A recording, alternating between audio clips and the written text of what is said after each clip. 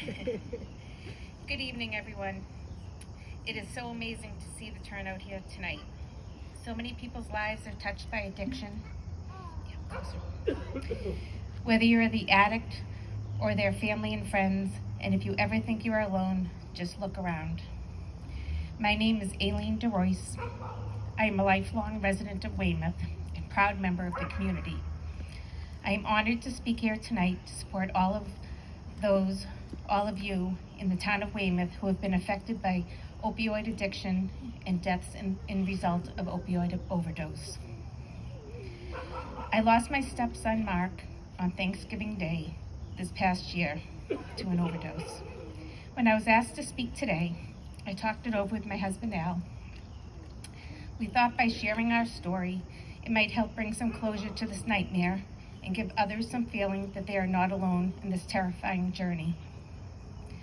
Mark was a son, brother, father, boyfriend, nephew, grandson, friend, cousin, and an electrician.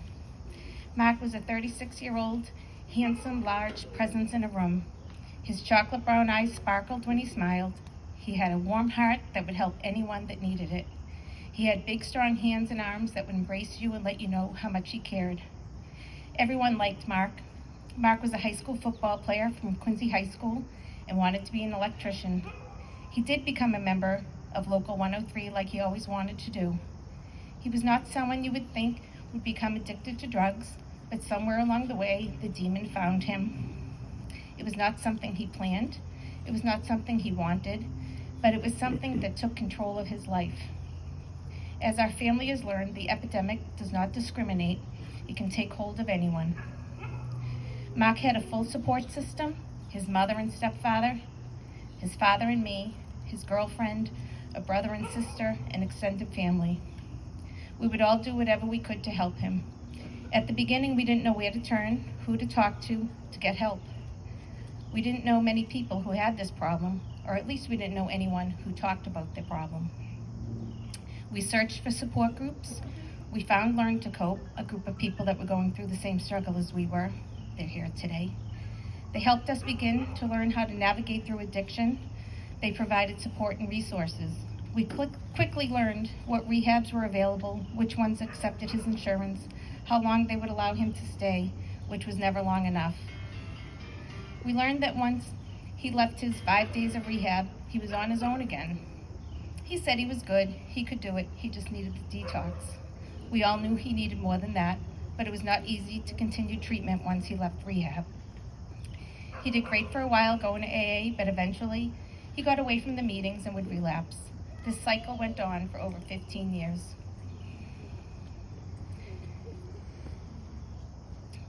The toll the addiction took on his family, especially his mother and father, was grueling. The phone calls, looking for help after getting himself into trouble, going to bed with the worry that haunted his parents every night, driving him to rehab as he just got high just that one last time before entering, finding him overdosed and calling 911, searching for Narcan so you'd have enough on hand in case you needed it, spending money on private rehabs, searching for halfway and sober house programs that were successful. It became a consuming part of our lives.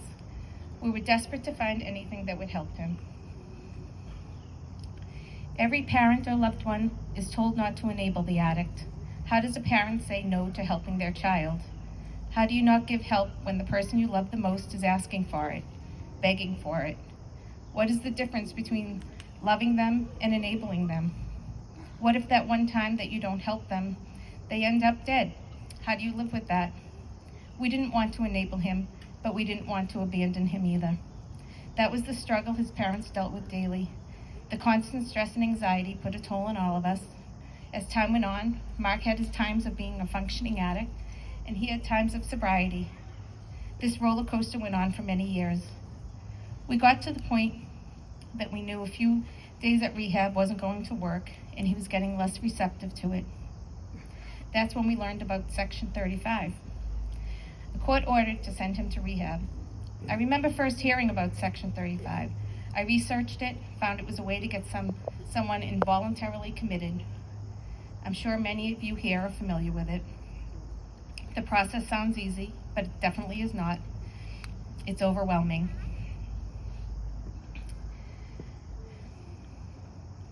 Sorry. You have to go to court in the morning, fill out all the paperwork that states why you think they need to be sectioned. You get heard by the judge. If they agree to have them sectioned, an order is sent to the police station for the police to take them into custody. You need to know where they are for this to happen. You need to have access to the place that they are staying so the police can get to them. They are then brought to court and they can agree that they need the help or plead their case that they don't need to be sectioned. It's then up to the judge to determine if they are or are not committed. Unfortunately, the word sectioned became a regular part of our regular vocabulary. The first time Mark was sectioned, I think he was relieved. We thought he was going to be so angry about it. My poor husband felt defeated as a parent. He let the police into our basement, and Mark peacefully agreed to go and told his dad as he walked past him, "It's okay, Dad." But as years went on and we had him sectioned more and more, the angrier he got about it and the more desperate we came to have him committed. Each time he was sectioned, his father and mother broke a little bit more. I have to say that the only times that any of the rehabs or sectioning seemed to work was when he was sent to a program for over 30 days. I can't understand why a 3 to 5 day program even exists. The system's just broken. Mark tried it all. He didn't want to be this way. He tried rehabs, sober houses, naltrexone, Suboxone, methadone. He always wanted to be better. He always wanted more from himself. He wanted to be sober. He didn't want to put himself or his family through the struggle. Mark had a daughter. He wanted to be better for her, give her a wonderful life. She kept him motivated. She was the light of his life. She is a beautiful 8-year-old with her father's eyes, wit, and athleticism. All the best qualities of Mark he gave to his daughter. She misses her dada terribly, and her life will always have a big hole in it. But we will always see Mark when we look at her. He never believed it when we told him how devastated everyone would be if anything happened to him. He always felt like he was disappointing everyone. We knew he was doing the best he could, even if it meant relapsing. The struggle was real, but we held hope that each time he got help, that this time he was going to succeed, and this was it. I will never forget Thanksgiving Day 2021. We had 20 people just sitting down to dinner, my husband carving the turkey. We saw the police pull up. We live on a side street, and there were lots of cars lining the road. I thought, is he giving out tickets? I went outside and said, "Hi, are you giving out tickets?" He said, "I wish I was here to give you tickets." He asked for my husband, and he said, "I'm here about Mark." My husband came out, and with our daughter standing with us, he had to sadly inform us that Mark was no longer with us. The devastating news we were always afraid of hearing. Our lives were changed forever that day. We lost our battle. We were defeated, and Mark was gone. It is difficult to tell our family story in front of an audience, making ourselves vulnerable and sharing our struggles and challenges as a family that has been fighting addiction for almost 20 years. But if our story gives one person here a feeling that they are not alone, and that they are not alone in this, and that there are people like you who understand, then maybe all our years of struggling was not for nothing. We may have lost Mark, but hope his story helps another addict or family in some way. I want my husband to know that he is a great dad, and he couldn't have done any more to help Mark. I admire his persistence, strength, generosity, and compassion that he gave to Mark and continues to give to all of his family every day. I love you. Mark gave it his best effort. He fought a hard fight. He has no more anxiety or the pull of the demon of addiction. The struggle is over. We hope he has found peace and healing on the other side.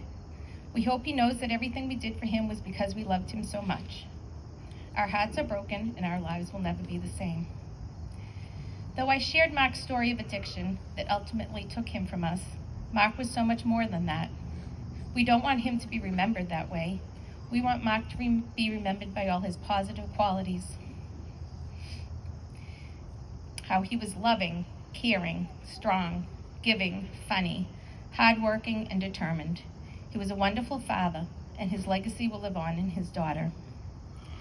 I leave you with this saying from Paul Boynton, which I felt fitting for tonight.